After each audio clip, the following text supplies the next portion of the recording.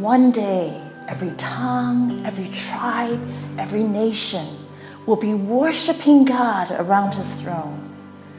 But do you know about 1/3 of the world's population have never heard of Jesus?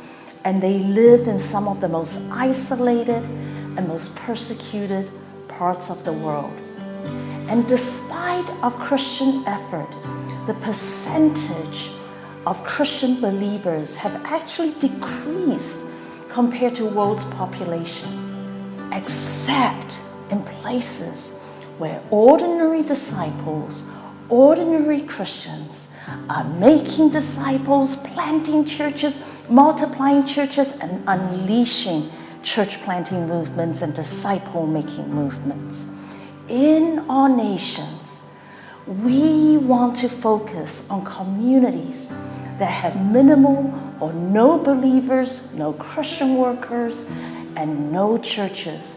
We want to be like the Apostle Paul, who was the greatest missionary ever, who said, "It has always been my ambition to preach the gospel where Christ is not known, so that there is no place left where Jesus is not known and loved and worshiped."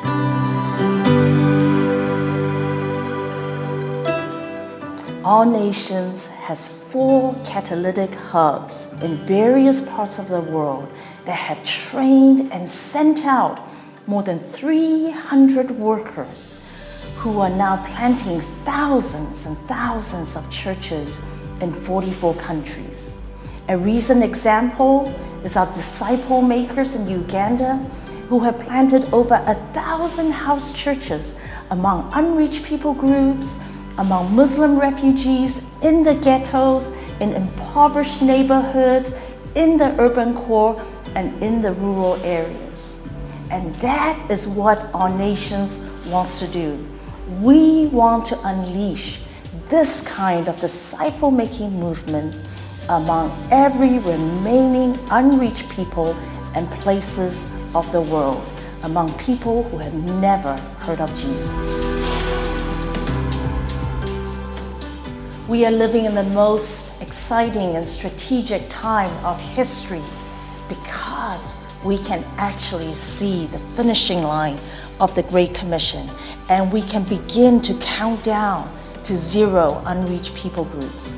And that is why in our nations over the next few years, we are going to plant more hubs in every part of the world so that we can mobilize more direct resources and we can train and send more workers from every part of the world to preach the gospel of Jesus Christ in every corner and be part of finishing the Great Commission in this generation. In our nations, we like to say that we are not a mission organization.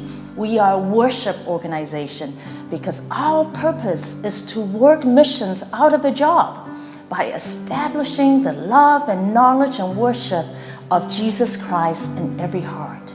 Because where there is worship, there is no more need for missions. It is only heavenly worship.